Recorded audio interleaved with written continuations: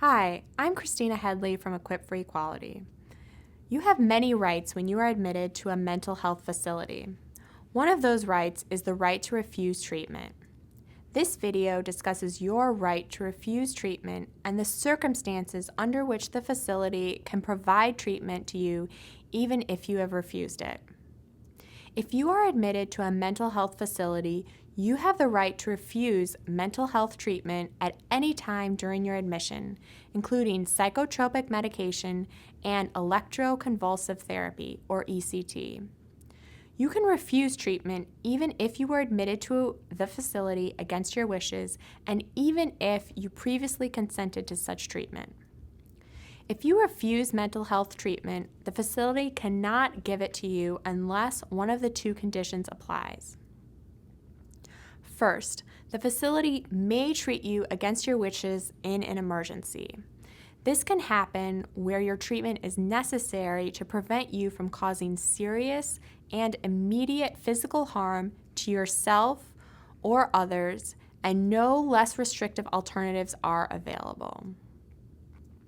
If the facility involuntarily administers psychotropic medications or ECT, the facility must evaluate whether you still meet the emergency standard every 24 hours.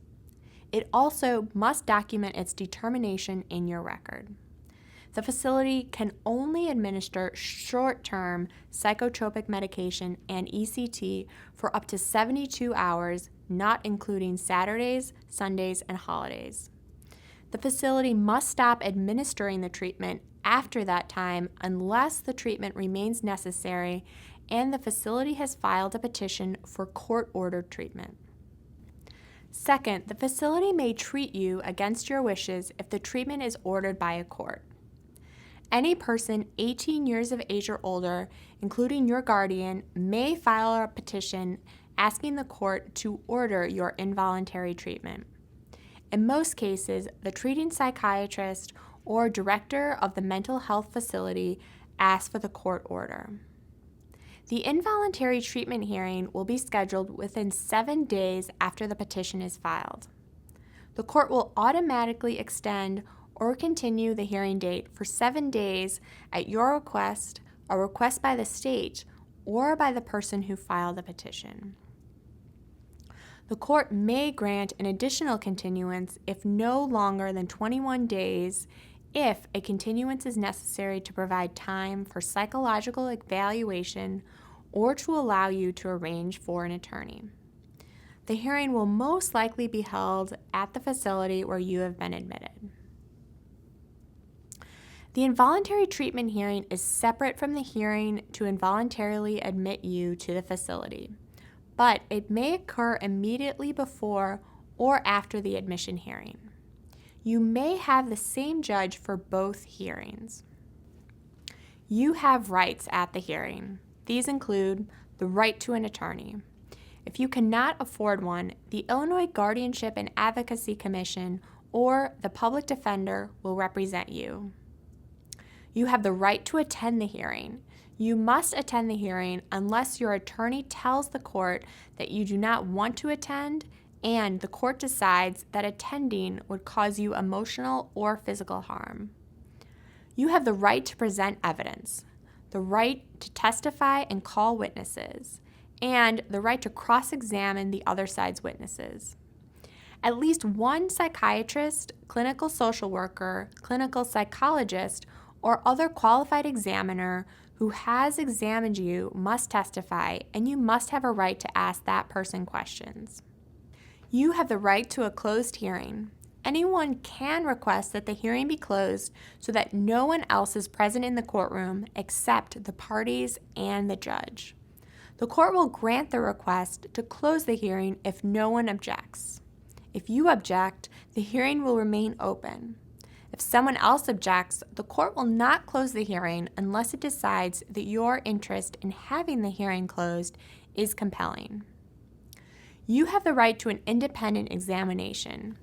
You have the right to be examined and evaluated by a physician, qualified examiner, clinical psychologist, or other expert of your choice. The court may also order a separate examination by one or more physicians, qualified examiners, clinical psychologists, or other experts to examine you, speak to anyone listed in the petition for involuntary admission, and file a report with the court. You should receive a copy of that report. The court can enter an order for involuntary treatment if it finds all of the following. First, that you have a serious mental illness or developmental disability. Second, that because of your mental illness or developmental disability, you have lost your ability to function, are suffering, or are displaying threatening behavior. Third, that you have ongoing symptoms from your illness or disability, or you have had repeated episodes. Fourth, that the benefits of the treatment outweigh the harm. Fifth, that you do not have the ability to make a reasoned decision about the treatment. Sixth, that the other less restrictive treatment options have been considered and are not appropriate. And seventh, that if the petition seeks authorization for testing and other procedures, the testing and procedures are necessary for the treatment to be safe and effective. The court can order involuntary treatment for up to 90 days. The court can order a second 90-day period of involuntary treatment after holding another hearing.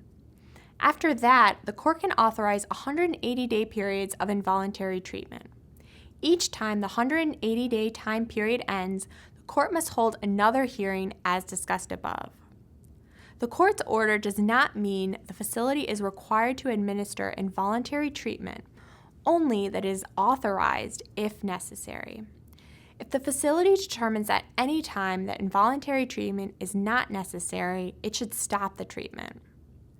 You should also keep in mind that if you have completed a power of attorney for health care or a mental health treatment preference declaration, the person you named may be able to consent to treatment even if you have refused it. The facility may accept the consent of your agent if a physician determines that you do not have the ability to make a reasoned decision about the treatment. For more information, please see the resources listed below and on the fact sheet associated with this video. You may also contact Equip for Equality at equipforequality.org.